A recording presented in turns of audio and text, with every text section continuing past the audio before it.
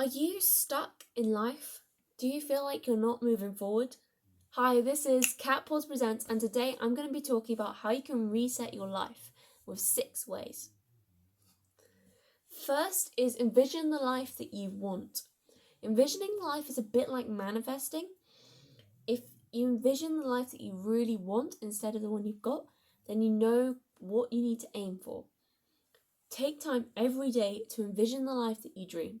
For instance, if you want to be a motorcyclist, then you can envision yourself getting a motorbike. And then every day you envision that and you take actions towards it. But you can envision in like journaling or vision boarding. Vision boarding is great because you can kind of put loads of images on a board and like names and stuff, and then you can see it every day. Journaling is also good though because you can get your thoughts out of your brain and you can kind of process things at the same time. And there's loads of ways of journaling. I think I mentioned loads before in blogs and vlogs. So yeah, those are good ways to envision your life. Let go of things that don't bring you joy. This is really important, and it can be objects, places, people, it can be habits, it can be literally everything. It can be anything you don't find joyful anymore. First of all, clear out your mind. So clear out habits and things like that, like thoughts and stuff. Reprogram what you want and what brings you more joy than what might not. Then clear out your space. Make sure that you're in a space that has everything that lights you up in. And then clear out people that are negative or don't bring you joy anymore. This can be an old friend that you don't really get along with anymore. It could be someone that you've been hanging around with but really negative. And I know it's hard to get rid, or not get rid, like, let go of someone.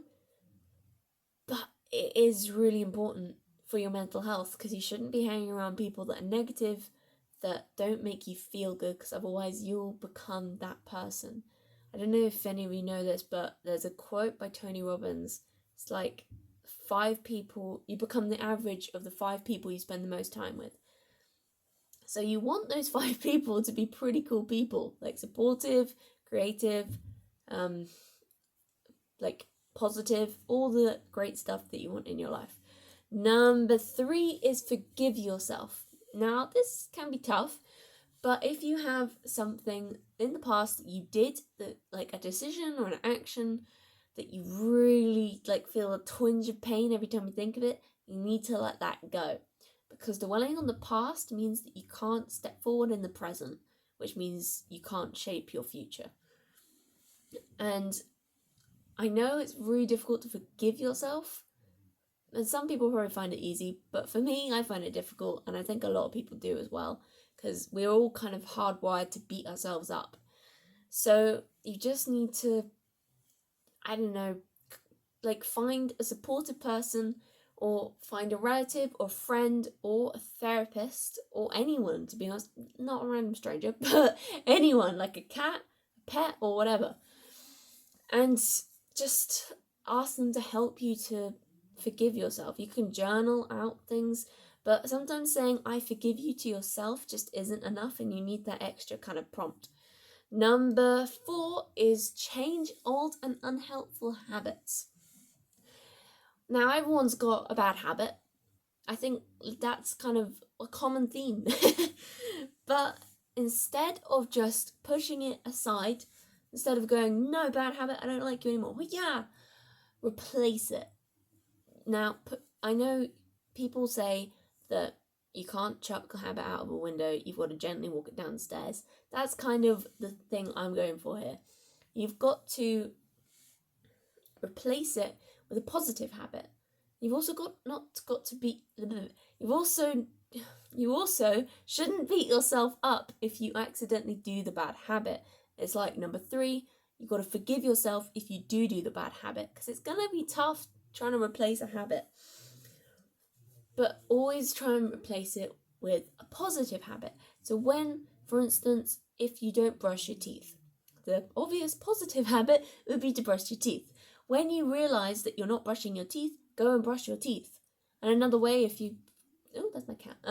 Another way, if you don't brush your teeth, we're going with this analogy, you could set a timer in the morning saying, brush your teeth.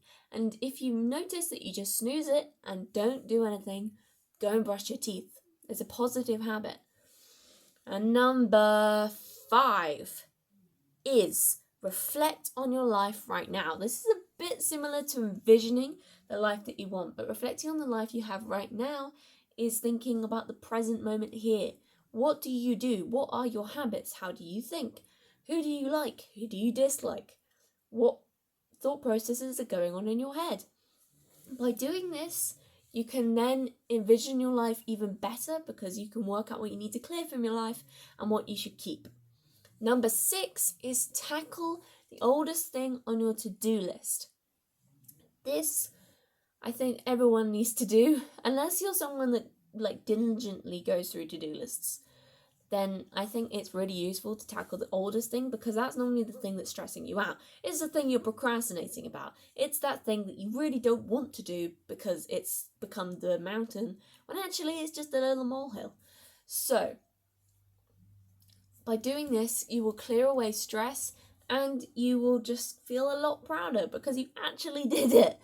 And I know I've got a lot of things on my to-do list, in my mind anyway, that I do need to do and I've been putting off for some time. But I think also people often in the back of their mind have something that they really want to do and they've made into a mountain. But actually they don't so like for instance, say you want to become a engineer. On your to-do list you might write become an engineer. And I don't know if any of you can see the difficulty with this because you can't just become an engineer. You can't click your fingers and go, yep, I've become an engineer now. There's going to be steps like learning how to become an engineer and then going to a course and then practicing and all the other things that someone does to become an engineer. I don't, but you've got to break down the goal, break it into steps, and then you can come up. One day you'll be like, yep, ticked off the list, I became an engineer. But yeah, anyway, I hope you enjoyed this video on 6 ways of how to reset your life. If you did, please like and subscribe and comment down below any videos that you want to see. Also share this video if you think anyone could benefit from it, and I'll see you next time. Oh, and also check out important links. There'll be some blogs about habits down there and anything else that I can think of, and my music channel. So yeah, thank you, bye.